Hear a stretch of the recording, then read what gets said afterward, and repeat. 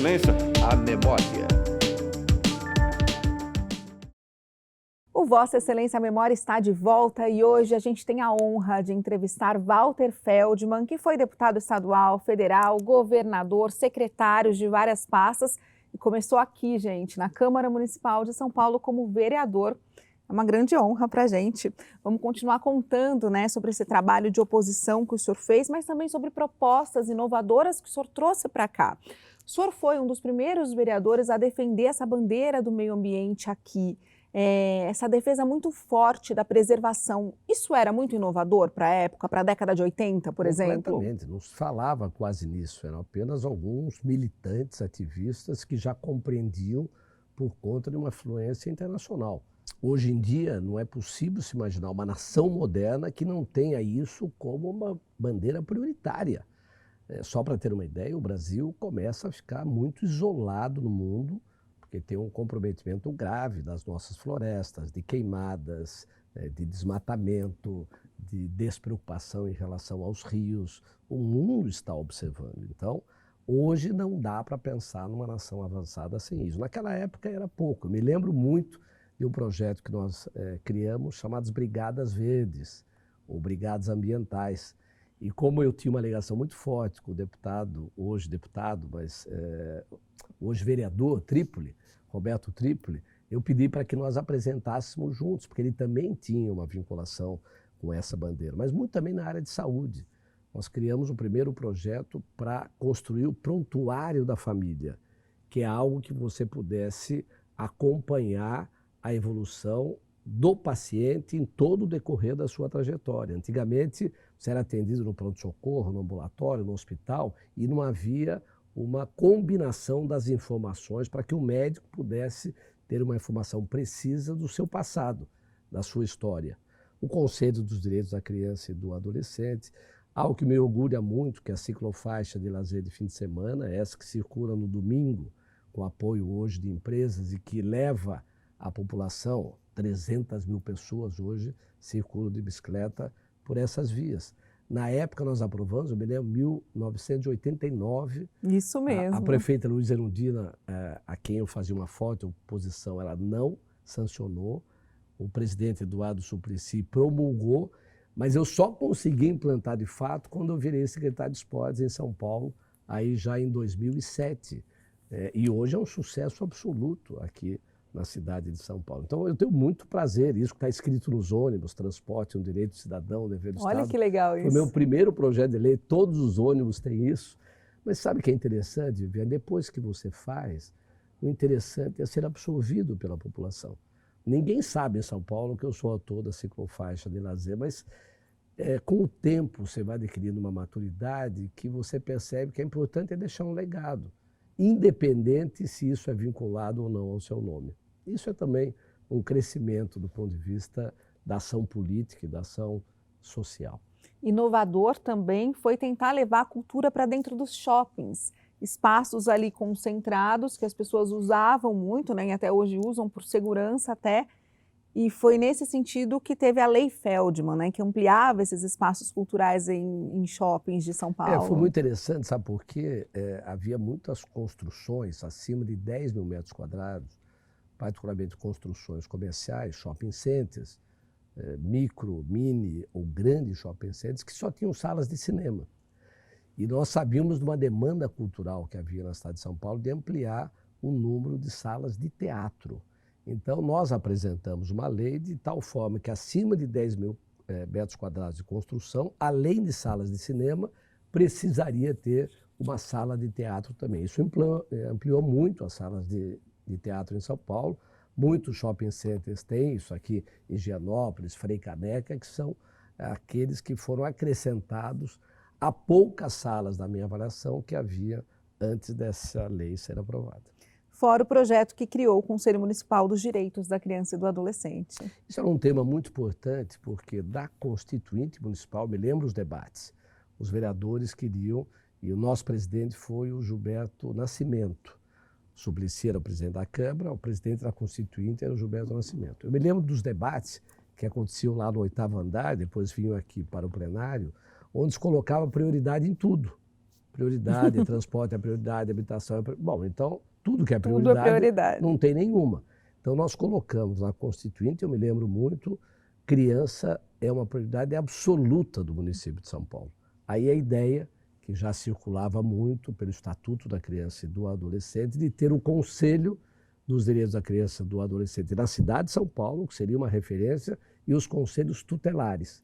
Então, fiquei muito feliz, mas eu só consegui aprovar, porque era na gestão da Luiza Erundina, porque eu acrescentei aquele projeto que nós apresentamos, 2 vereadores do PT, para que o projeto pudesse ser finalmente sancionado pela Prefeitura. Então, são essas articulações políticas, às vezes, que permitem que a cidade de São Paulo tenha um presente, um acréscimo na sua organização social, como o Conselho pôde produzir.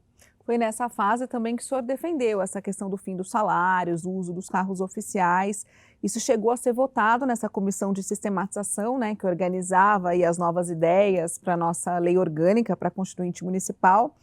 Acabou não passando, mas teve uma vitória, que era a seguinte: os vereadores não precisavam mais ter licença para ter acesso às repartições da prefeitura.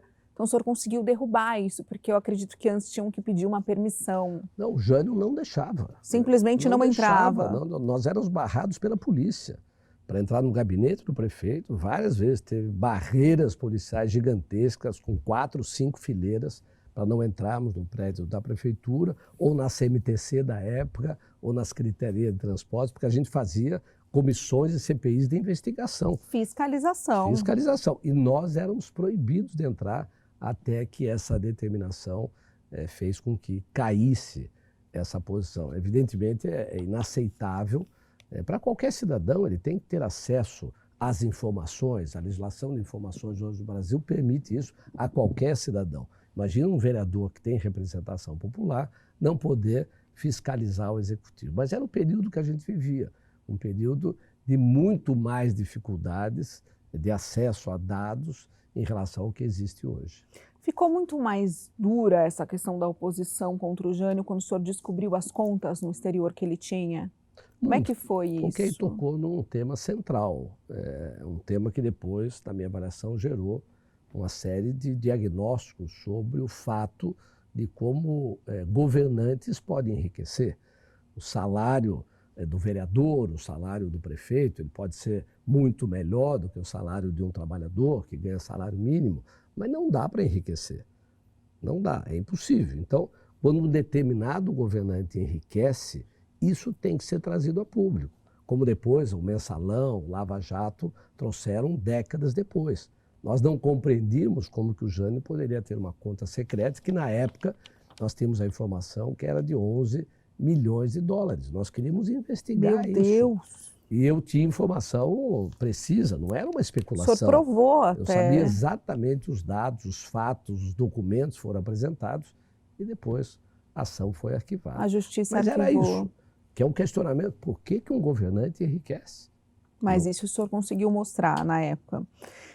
Comparando com a Erundina, que o senhor também fez uma oposição dura, uma vez o senhor falou: o PT é um partido perdido no poder, e entre o Jânio e a Erundina não sei quem é pior, o senhor falou. Eu me arrependo por isso. Como eu tenho vários arrependimentos, eu diria, da imaturidade política. Não dá para comparar do ponto de vista democrático Erundina com Jânio Quadros. São formações diferentes. Eu tenho, inclusive, uma formação social muito semelhante à Luiza Erundina, mas é no calor da oposição. Como aqui eu tive 2 lutas, Viviane, que eu me arrependo muito, com o vereador Almir Guimarães e com o vereador Maurício Faria. Foram lutas muito fortes por visões, né, por conflitos, por contingências do período que nos levaram, às vezes, a ser um pouco mais agressivos. Eu não faria mais isso, porque você sempre tem que ter uma linha de respeito ao ser humano, ao cidadão, entendendo que você não pode extrapolar na política aquela relação que deve se manter. Então eu queria até publicamente pedir desculpas aos excessos que eu cometi em relação a esses 2 vereadores que depois se transformaram em meus amigos. Não, fica aqui o pedido de desculpas e fica aqui também toda essa história, né, guardada. Eu queria saber só mais uma última coisa, antes da gente encerrar, que nosso tempo está acabando. Para quem que o senhor mandaria um bilhetinho hoje, como esses bilhetinhos que o senhor incentivava lá na rua para o Jânio? Para o Bolsonaro. Bolsonaro me preocupa muito as questões relativas à democracia, as questões relativas à sua relação com a imprensa, Com as preocupa mulheres. muito com as mulheres, uma visão, eu diria, comportamental, né? Uma sociedade, ela se constrói na sua diferença, na sua diversidade. Eu diria que hoje, com 68 anos, eu entendo muito mais do que naquela época a questão da alteridade, que é você se esforçar para compreender o outro, e muita preocupação ambiental, muita preocupação. Ou seja, esse país é um patrimônio incrível e ele deve ser preservado por todos, particularmente por aqueles que governam a sociedade como um todo. Hoje, gente, Walter Feldman trabalha pela longevidade. Olha que bacana, eu trouxe aqui para a gente ver que é um assunto importante também. Muito, Viviane, porque me convidaram depois que eu saí da CBF, que é um período que você não tocou. Acabamos pulando, é tanta coisa. Não deu tempo, mas eu fiquei 6 anos aí no comando do futebol brasileiro. Quando eu saí, fui convidado para presidir o Fórum da Longevidade. 55 milhões de brasileiros estão nessa fase, corresponde a 42% do consumo no Brasil, e é uma população hoje ativa, saudável, criativa, que feliz, nos ensina tanto, alegre e que constrói Verdade. a intergeracionalidade. É isso. Olha, nem tenho como agradecer tantas explicações, essa aula de democracia, esse bilhetinho final tão importante. Muito obrigada por tudo que o senhor significa aqui para essa casa, para esse poder legislativo e para o nosso país. Obrigado pela oportunidade. Eu volto sempre que vocês me convidarem. Volte sempre para essa aula de oposição aí que a gente recebeu. Obrigado. Muito obrigada. E é isso, Vossa Excelência, a memória fica por aqui. Muito obrigada pela sua audiência. Até a próxima. Tchau.